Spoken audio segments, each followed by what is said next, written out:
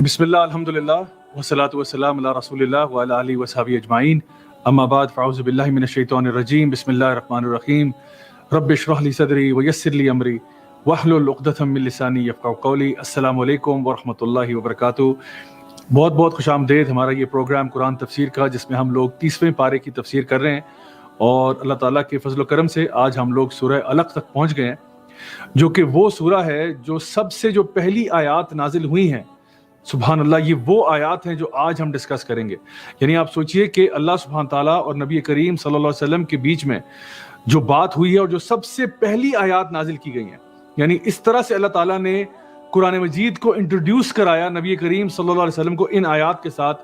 تو انشاءاللہ آج ہم یہ زبردست قسم کی سورہ جو ہے اس کو پڑھیں گے اور سمجھیں گے انشاءاللہ، اس امید کے ساتھ کہ اللہ تعالیٰ ہمیں بھی ہدایت دے اور ہم بھی سیدھے راستے پر چل سکیں۔ آغاز کرتے ہیں جی۔ سورہ العلق جو ہے، جیسا کہ میں نے بھی بات کری تھی، مکی سورہ ہے، اس میں تو کوئی شک نہیں ہے، اور یہ پہلی آیات ہیں۔ یہ سب سے پہلی جو آیات نازل ہوئی ہیں یہ آیات ہیں جو آج ہم لوگ انشاءاللہ پڑھیں گے۔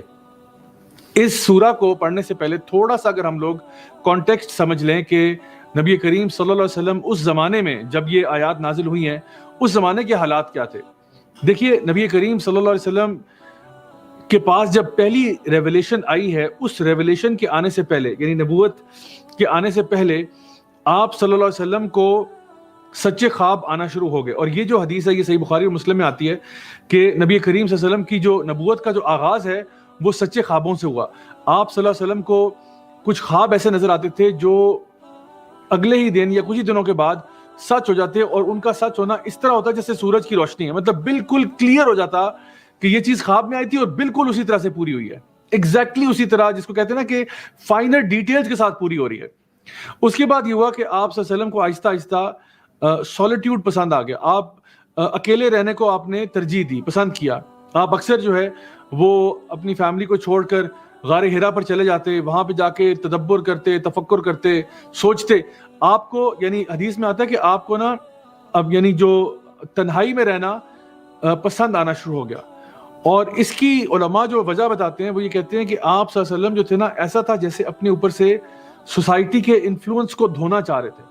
یعنی آپ خود سوچیں، ہم لوگ بھی کبھی کبھار سولیٹیوڈ پسند کرتے ہیں، ہم لوگ بھی چاہے جتنے بھی ایکسٹروورٹ ہو جائیں، کبھی کبھار ہمیں بھی دل چاہتا ہے کہ بس میں اکیلا رہنا چاہتا ہوں۔ اکیلا کیوں رہنا چاہتا ہوں؟ کیونکہ سوسائٹی کا جو بھی میرے پہ انفلوئنس ہے نا، لوگ مجھے ہر طرح کی باتیں کہہ رہے ہیں، یہ ہو رہا ہے، وہ ہو رہا ہے۔ ایون سوسائٹی، اسپیشلی جب آپ یہ سوچتے ہیں، اگر آپ کا دل ذرا نرم ہے اور آپ سوسائٹی کے لیے فیل کرتے ہیں، تو آپ نا سوسائٹی کی جو نیگیٹو انرجی اور باتیں ہیں نا، ان سے اپنے آپ کو آپ دور کرنا چاہتے ہیں۔ کہ ہر وقت کی یہ جو میڈیا پہ چیزیں چلتی رہتی ہیں، اور ہر وقت قتل و غارت کی باتیں ہو رہی ہیں، اور بچیوں کے ساتھ زیادتیوں کی باتیں ہو رہی ہیں، اور پالیٹکس کی باتیں ہو رہی ہیں، لوگ آپس میں گھٹ مٹ ہو رہے ہیں، آپس میں لڑائیاں ہو رہی ہیں، تو آپ کہتے ہو بھائی مجھے اکیلا ہونے تو تھوڑی دیر کے لیے۔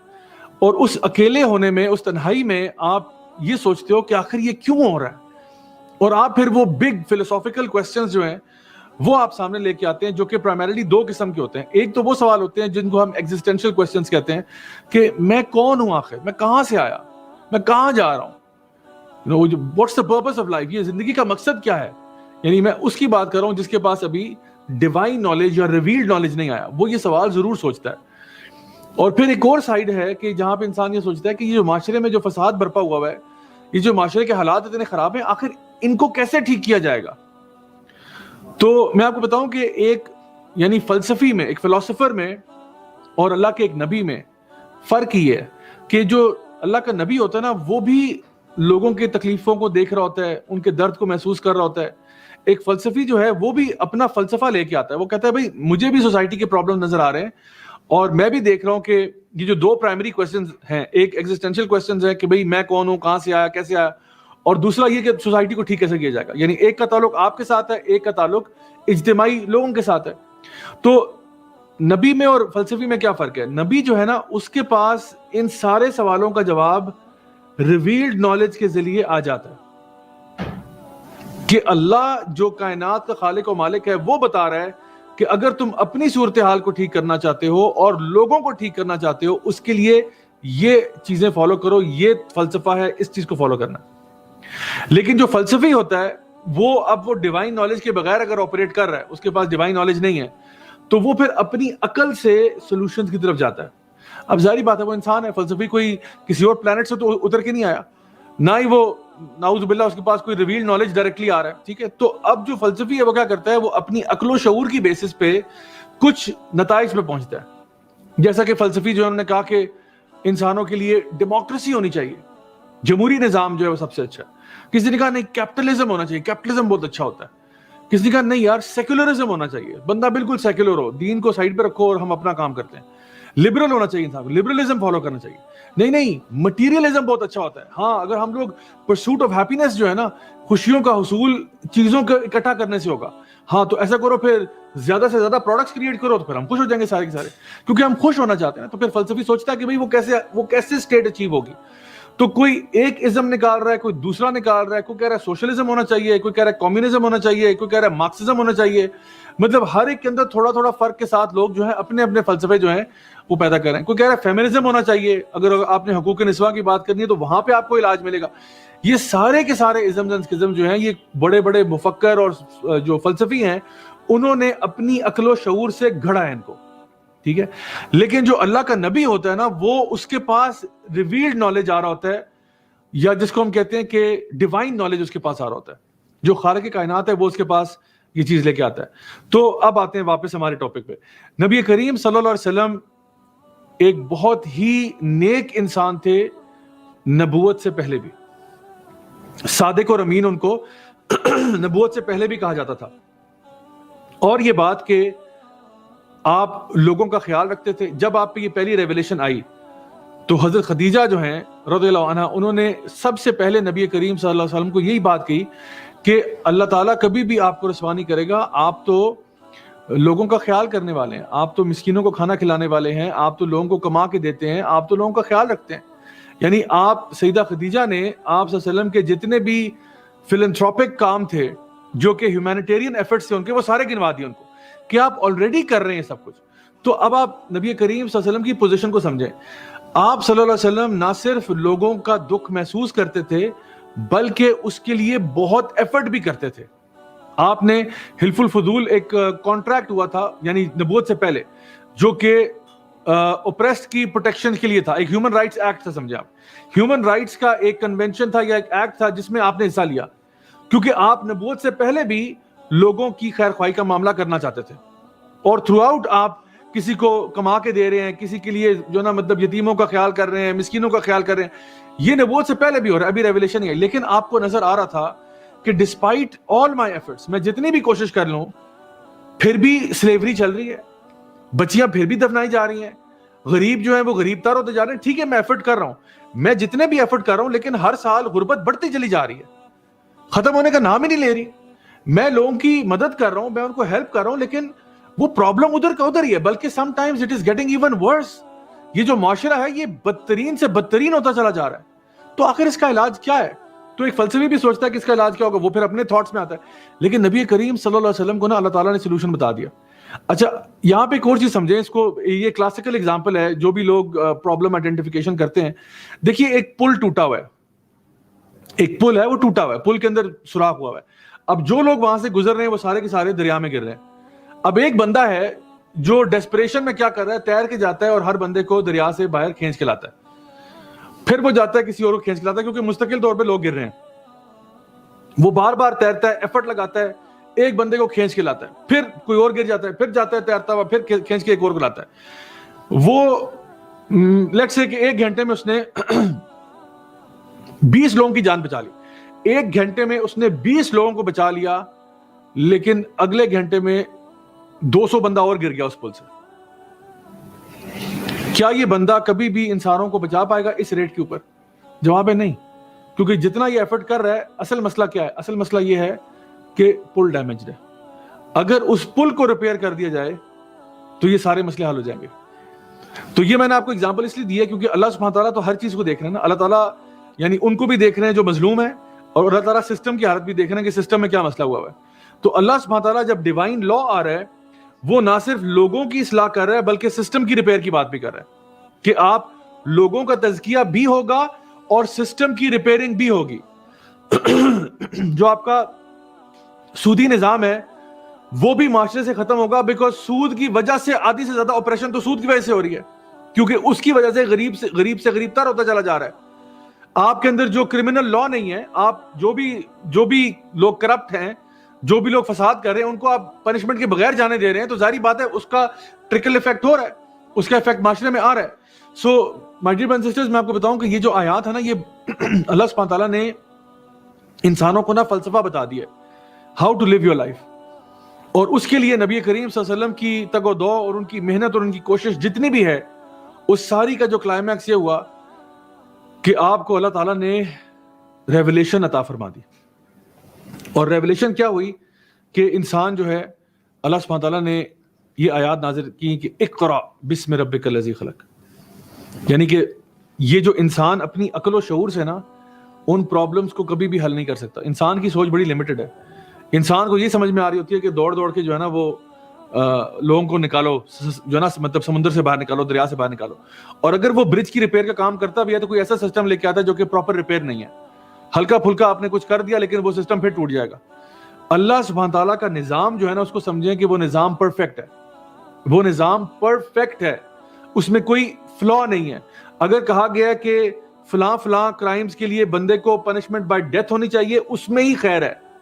اگر کہا گیا کہ ریپسٹ کی سزا موت ہے تو موت کے پیچھے فائدہ ہے، اسی میں حیات ہے۔ اللہ تعالیٰ فرماتے ہیں قرآن مجید میں، زنا کو منع کیا گیا اس کے پیچھے بھی حکمت ہے، ہوموسیکسولیٹی کو منع کیا گیا اس کے پیچھے بھی حکمت ہے۔ یعنی ہر چیز جو اللہ تعالیٰ نے ایک لا بنایا ہے، وہ اس لیے بنایا کہ انسان جو ہے وہ دنیا میں پراسپر کرے اور آخرت کو بھی سنوار لے اپنی۔ تو نبی کریم صلی اللہ علیہ وسلم کو، کیونکہ یہ جو ایتھکس اور مورالٹی کے سٹینڈرڈ ریویل ہو رہے ہیں، یہ ڈیوائنلی انسپائرڈ ہیں، تو ہماری جو مورالٹی ہے، ہماری جو ایتھکس ہیں، وہ ایبسولوٹ ہے، وہ ہم کہہ سکتے ہیں کہ آبجیکٹیو ہے، یعنی کہ ہمارے پاس جو غلط اور صحیح کا جو معیار ہے وہ اللہ کی طرف سے۔ جو چیز اللہ نے کہہ دی صحیح ہے ہم کہتے ہیں صحیح ہے، اللہ نے کہہ دی غلط ہے ہم کہتے ہیں غلط ہے، کیونکہ ہمیں پتہ ہے کہ اللہ کی بات کو ہم ٹرسٹ کرتے ہیں، جو اللہ تعالیٰ کہہ رہے ہیں اللہ ہم سے بہتر جانتا ہے۔ لیکن جو ماڈرن فلسفی ہیں وہ کیا کرتے ہیں، وہ اپنی عقل و شعور کی بیس پہ کہتے ہیں اچھا یہ ٹھیک ہے یہ غلط ہے، حالانکہ ان کے پاس پورا ویژن نہیں ہے، ان کو نہیں پتا کہ اس کے ریپرکشنز کیا ہوں گے۔ کوئی بھی چیز آپ اس کو حلال کر رہے ہیں، یہ 10 سال 15 سال کے بعد اس کا کیا اثر ہوگا معاشرے پہ، یہ آپ فورسی کر ہی نہیں سکتے۔ آپ کے پاس اتنی یعنی فیوچر تھنکنگ کی ابیلٹی ہے ہی نہیں، اتنی بصیرت ہے ہی نہیں آپ کے پاس کہ آپ اپنے ایکشنز کی کے ملٹیپل ایفیکٹس کو جو ہے نا انالائز کر سکیں۔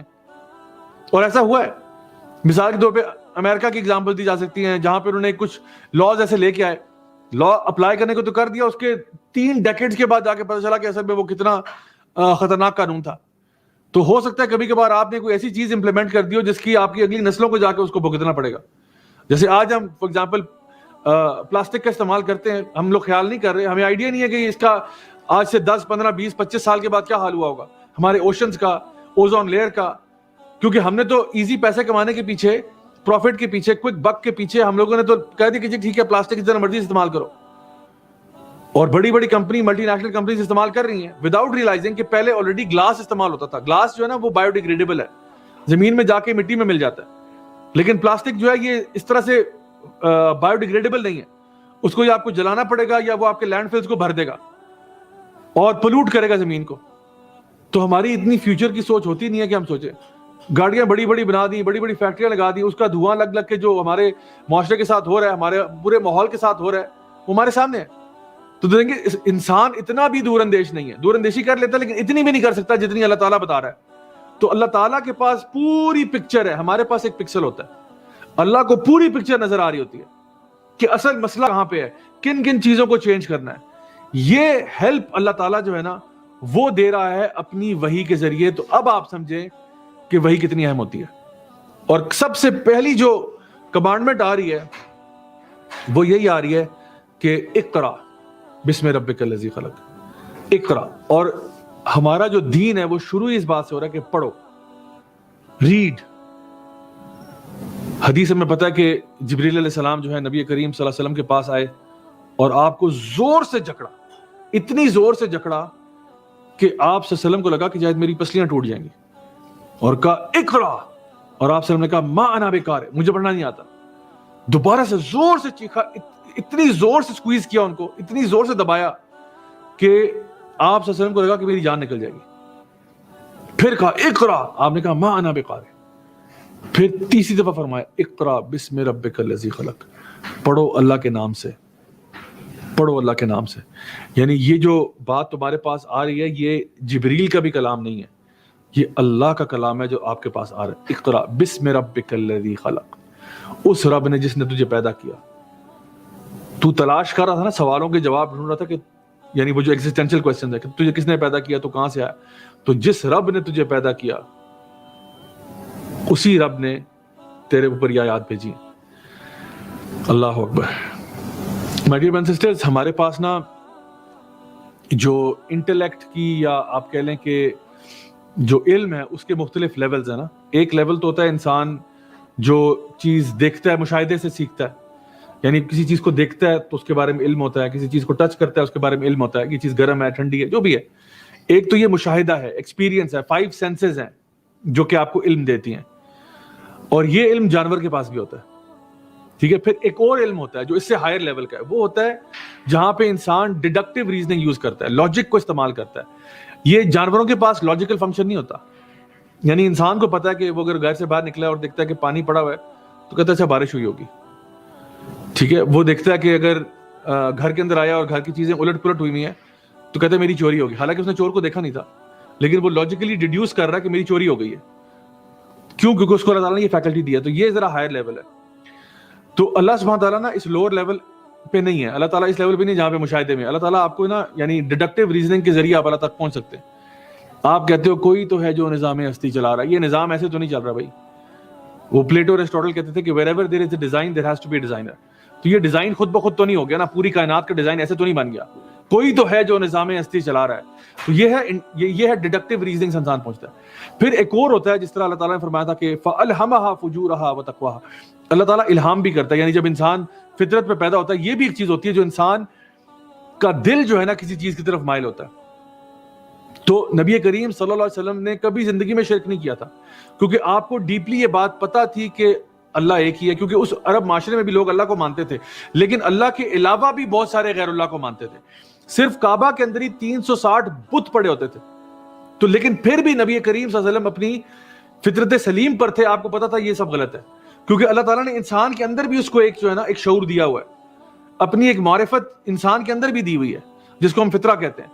تو آپ صلی اللہ علیہ وسلم بڑی پیور فطرہ پہ تھے اور آپ کو پتا تھا کہ اس کا کوئی جواب ہوگا. تو جب یہ آیات آئی ہیں اقرا بسم ربک الذی خلق, تو آپ صلی اللہ علیہ وسلم کو ان کو ماننے میں کوئی دقت یا تکلیف نہیں ہوئی, بلکہ آپ کو ایسا لگا کہ جیسے آپ کو جس طرح فرمایا نا الم نشرح لک صدرک, آپ کا سینہ کھول دیا گیا اس بات پہ. آپ کو فائنلی وہ سکون اور چین مل گیا, جس چیز کی آپ تلاش میں تھے وہ جواب آپ کو ملنا شروع ہو گئے. تو آپ دیکھیں ہمارا دین جو ہے نا وہ شروع ہی اقرا سے ہوتا ہے. باقی مذاہب میں دیکھیں وہ اقرا نہیں کرنے دیتے. کیوں؟ باقی مذاہب والے کہتے ہیں ہم کتاب نہیں پڑھنی. آپ ہندوؤں کو دیکھ لیں, نہیں پڑھنے دیتے کتاب. یہ صرف خاص جو آپ کے ٹاپ لیول کی جو کلرجی ہے وہی پڑھے گی. کیتھولک ٹریڈیشن میں آپ دیکھیں کتاب نہیں پڑھنے دیتے, وہ کہتے ہیں نہیں یہ صرف پوپ اور اس کے ارد گرد کے جو لوگ ہیں بس وہی پڑھیں گے, آپ نہیں پڑھیں گے. تو اس لیے کیتھولک چرچ کے اندر بائبل اسٹڈی کلاس کوئی نہیں ہوتی, جو پوپ کہتا ہے بس وہی ہوتا ہے. وہ خود پڑھاتے ہیں بس یہ ہم بتا رہے ہیں یہ سیکھو بس اتنا ہی ہے. لیکن ہمارا دین جو ہے نا وہ ہر بندے سے کہتے ہیں اقرا, سارے پڑھو. اور یہ آیات کس پہ نازل ہو رہی ہیں؟ ان لوگوں پہ جو خود پڑھنا لکھنا نہیں جانتے تھے. نبی کریم صلی اللہ علیہ وسلم امی تھے, آپ کو لکھنا پڑھنا نہیں آتا تھا, اور اکثریت مکہ میں لوگوں کو لکھنا پڑھنا نہیں آتا تھا. یہ اہل کتاب نہیں تھے وہاں پہ, یہ وہ لوگ تھے جو کہ یعنی زیادہ تر مشرکین تھے. تو ان کے پاس جو ہے وہ تو کتاب والا کانسیپٹ ہی نہیں ہے کہ وہاں پہ کوئی بہت بڑی بڑی لائبریریاں ہوتی ہوں کہ کہا جا رہا ہے اقرا بسم ربک الذی خلق, تو جاؤ لائبریری کی طرف اور جا کے وہاں سے علم سیکھو. یہ تو بات ہی نہیں ہو رہی ان سے. لیکن ایک ایسی نیشن کریٹ کی گئی ہے, اللہ اکبر, جنہوں نے دنیا کو بتایا علم کیا ہوتا ہے. یعنی اسی اقرا سے انسپائر ہو کے پوری اسلامک گولڈن ایج ہے, جس نے نہ صرف دین کے اندر بلکہ میڈیکل سائنس میں ابن سینا جیسے لوگ آئے, اور یعنی آپ سمجھ لیں میتھمیٹکس میں اور فزکس میں اور ایسٹرو فزکس میں کہاں پہ لوگوں نے ایڈوانسمنٹس کی ہیں. تقریباً 850 سال کا عرصہ ہے اسلامک گولڈن ایج کا, جس میں ہر طرح کی ایڈوانسمنٹ ہوئی ہے. بلکہ میں آپ کو بتاؤں کہ یہ جو پورا آج کا یونیورسٹیوں کا سسٹم ہے, ڈگری گرانٹنگ یونیورسٹی, یہ بھی مسلمانوں کی ایجاد ہے. جو ہمارا اجازت سسٹم ہے یہ اسی سے نکل کے آیا ہے. تو ہم نے دنیا کو بتایا کہ اصل علم کیا ہوتا ہے. اور یہ جو اقرا ہے, یعنی جو ہمیں کہا گیا کہ تم پڑھو, وہ یہ ہے کہ انسان اپنے آپ کو شعور میں بڑا کرے, سیکھے اور سمجھے, اللہ کے نام سے پڑھے. یعنی وہ علم جو علم نافع جس کو ہم کہتے ہیں نا، بینیفیشل نالج ہوتا ہی وہ ہے جو اللہ تعالیٰ کی شریعت کے خلاف نہ ہو اور لوگوں کے فائدے کی چیز ہو. تو ہمارا دین نے ہمیشہ ہمیں یہ انکریج کیا کہ آپ پڑھنے والی قوم بنیں. تو اس جگہ پہ جہاں پہ نبی کریم صلی اللہ علیہ وسلم ہیں، یہ آیات نازل ہو رہی ہیں، اقرا بسم ربک الذی خلق. اور آپ دیکھیں کہ آج یہ قرآن مجید تو ایک کتاب ہے نا، اس کتاب سے کتنی کتابیں نکلی ہیں. آپ اندازہ لگا سکتے ہیں؟ کیا آپ اندازہ لگا سکتے ہیں کہ قرآن مجید سے کتنی کتابیں نکلی ہیں؟ یقین کریں آپ نہیں گن سکتے. گننا شروع کریں. کتنی کتابیں تجوید کے قواعد کی نکلی ہیں اس قرآن سے، کتنی کتابیں جو ہیں وہ عقیدے کی نکلی ہیں اس قرآن مجید سے، کتنی کتابیں تفسیر کی نکلی ہیں اس قرآن مجید سے، کتنی کتابیں جو ہیں وہ اسلامی تاریخ کی نکلی ہیں اس کتاب سے، اور فقہ کی کتنی کتابیں نکلی ہیں، اور دیگر اسلامک سائنسز. سب کچھ جو نکل رہا ہے وہ یہیں سے نکل رہا ہے. ایک کتاب نازل ہوئی ہے، اقرا بسم ربک الذی خلق، اور اس کتاب نے ایک ریولوشن کریٹ کر دیا. ایک ریولوشن. نبی کریم صلی اللہ علیہ وسلم کی شان میں نا نان مسلمز نے بھی بہت کچھ کہا ہے. اور آپ دیکھیں کہ جو مائیکل ایچ ہارٹ کی کتاب ہے، اکثر ہم اس کو کوٹ کرتے ہیں، The 100 Most Influential Persons in Human History.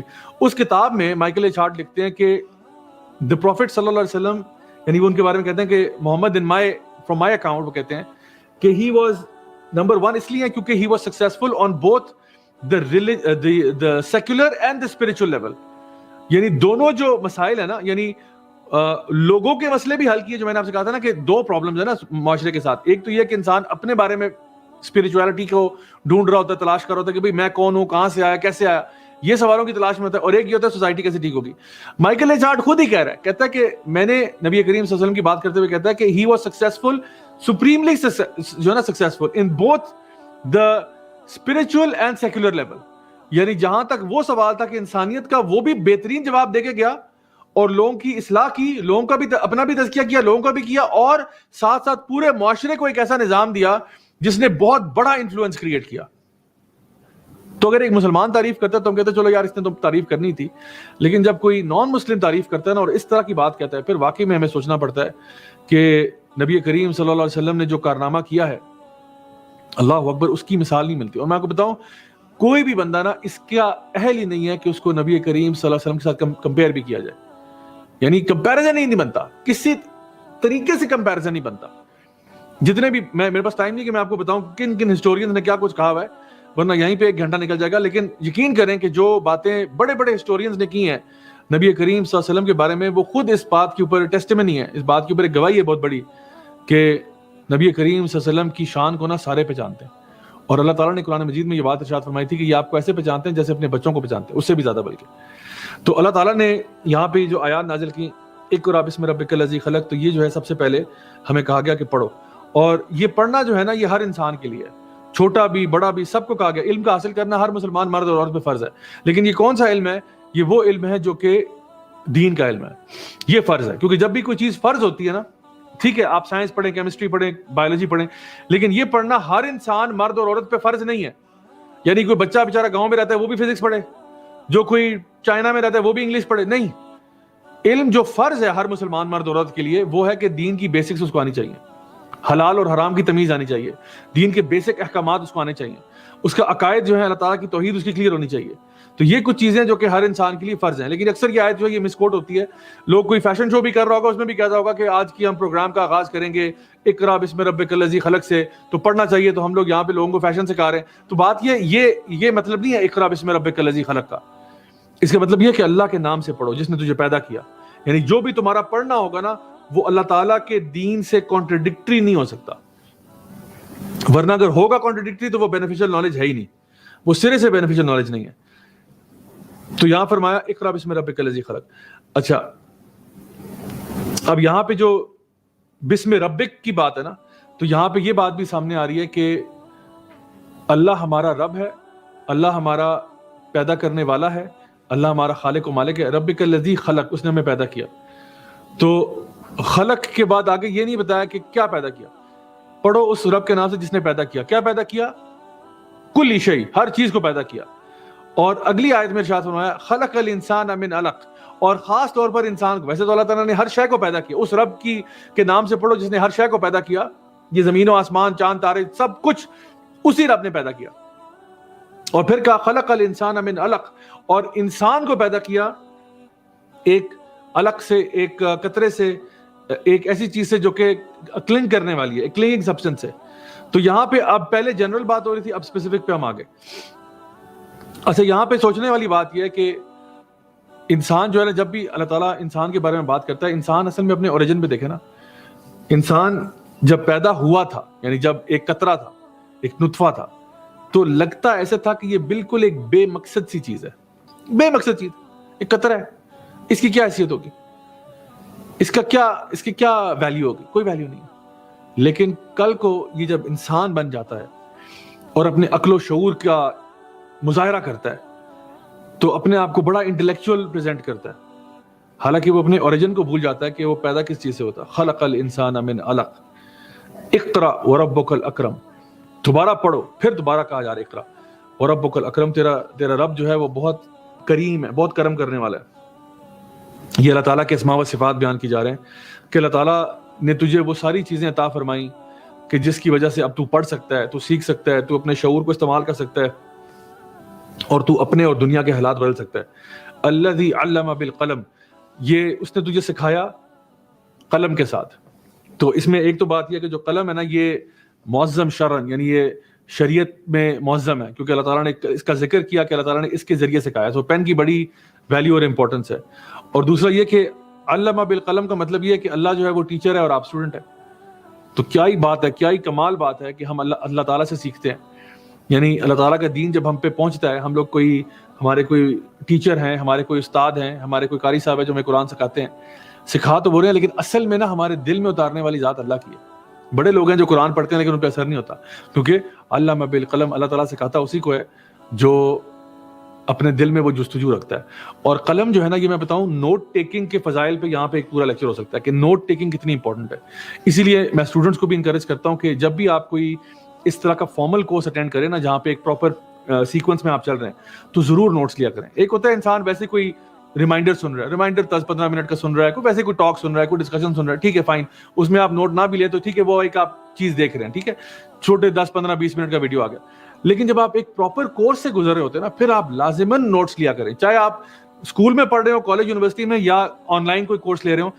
اس سے فائدہ پتہ کیا ہوگا, کیونکہ جب آپ کسی چیز کو لکھتے ہیں نا, تو سائیکالوجسٹ بھی کہتے ہیں کہ وہ پھر آپ کے میموری کے اندر امپلانٹ ہو جاتا ہے, آپ کو پھر وہ چیز زیادہ یاد رہتی ہے. اور واقعی میں ایسا ہی ہے کہ انشاءاللہ جتنا زیادہ ہم لوگ اپنے آپ کو اس پین کے ساتھ دوستی کریں گے نا, اتنا زیادہ فائدہ ہوگا انشاءاللہ. تو ویسے میرے ٹیچرز مجھے کہا کرتے تھے کہ بغیر کسی وجہ کے بھی نا, بے شک اپنے پاکٹ میں پین ضرور رکھا کرو, just always carry a pen with you. اس میں حکمت ہے, ٹھیک ہے, اس میں بڑی حکمت ہے. اچھا, دوسری بات آپ یہ دیکھیں, الذی علم بالقلم, اللہ تعالیٰ نے یہ جو قلم سے لکھنے کا شرف ہے نا, یہ جو آلات کا استعمال ہے, یہ انسانوں کو ہی دیا ہے. امیجن کریں اگر جانوروں کو بھی یہ ہوتا, یعنی اگر ایک چوہا جو ہے اس کو بھی قلم استعمال کرنا آتا, چوہوں نے بھی کتابیں لکھی ہوتی, تو کوئی بھی چوہا ماؤس ٹریپ میں نہ پھنستا. وہ جو آپ چوہوں کے لیے ٹریپ لگاتے ہیں نا, کیونکہ کسی اور چوہے نے کتاب لکھ دی ہوتی کہ بھائی خبردار, ہوشیار ہے نا, یہ انسان جو ہے نا یہ بڑے تیز ہیں, یہ اس طرح چیز یا مکھن یا روٹی لگا کے نا ٹریپ لگاتے ہیں, تو ہمارے بڑے بڑے بزرگ جو ہے اس میں پھنسے ہیں جا کے, تو بیٹا ایسا نہ کرنا. تو کتاب لکھی ہوتی ہے, وہ کتاب لوگ پڑھ لیتے, پھر ہمیں نئے طریقے ایجاد کرنے پڑتے.